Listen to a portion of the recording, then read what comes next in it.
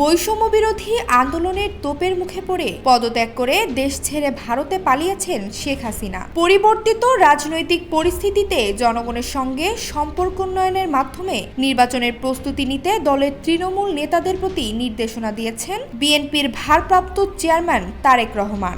জনগণকে সঙ্গে নিয়ে দেশের স্থিতিশীলতা বজায় রাখতে ঐক্যবদ্ধভাবে কাজ করতে হবে। দলের নাম ভাঙিয়ে কিছু দুষ্কৃতিকারী দেশকে অস্থিতিশীল করার চেষ্টায় লিপ্ত রয়েছে, তাদের ব্যাপারে সজাগ থাকতে হবে। তারেক রহমান হুঁশিয়ারি দিয়ে বলেন, বিএনপিতে কোনো দুষ্কৃতিকারীর ঠাঁই নেই। এই সরকারের গৃহীত পদক্ষেপগুলোর ব্যাপারে আমাদের পূর্ণ সমর্থন আছে, ভবিষ্যতেও এই সমর্থন থাকবে।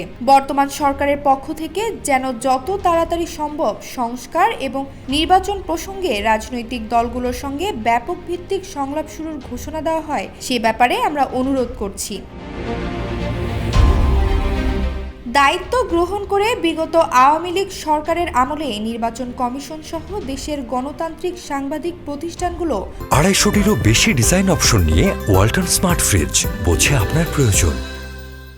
ধ্বংস করা হয়েছে উল্লেখ করে একটি অবাধ সুষ্ঠু নির্বাচনের পরিবেশ তৈরিতে রাষ্ট্র কাঠামো সংস্কারের কথা জানায় অন্তর্বর্তীকালীন সরকার। এই প্রেক্ষিতে বিএনপির পক্ষ থেকে রাষ্ট্র কাঠামোর প্রয়োজনীয় সংস্কার শেষে দ্রুততম সময়ে নির্বাচন অনুষ্ঠানের আহ্বান জানানো হয়েছে। অন্তর্বর্তী সরকারকে যৌক্তিক সময় দেওয়ার কথাও জানিয়েছে বিএনপি। এমন প্রেক্ষাপটে ত্রয়োদশ জাতীয় সংসদ নির্বাচন সামনে রেখে নির্বাচনের সম্ভাব্য প্রস্তুতি এবং দলের সাংগঠনিক তৎপরতা বাড়াতে জেলা নেতাদের সঙ্গে ধারাবাহিক মতবিনিময় শুরু করেছেন বিএনপির ভারপ্রাপ্ত চেয়ারম্যান তারেক রহমান। রংপুর বিভাগের মধ্য দিয়ে এই কার্যক্রম শুরু করলেন তিনি। ছাত্র জনতার গণ অভ্যুত্থানে পদত্যাগ করে দেশ ছেড়েছেন সাবেক প্রধানমন্ত্রী শেখ হাসিনা ও তার বোন শেখ রেহানা। এরপর থেকে ভারতেই রয়েছেন তিনি। 3 সপ্তাহের বেশি সময় ধরে দেশটি অবস্থান করছেন শেখ হাসিনা। চরম গোপনীয়তার মধ্যে তিনি দেশটিতে অবস্থান করলেও তার বিষয়ে ভারত চূড়ান্ত কী সিদ্ধান্ত নিয়েছে তা আনুষ্ঠানিকভাবে জানানো হয়নি।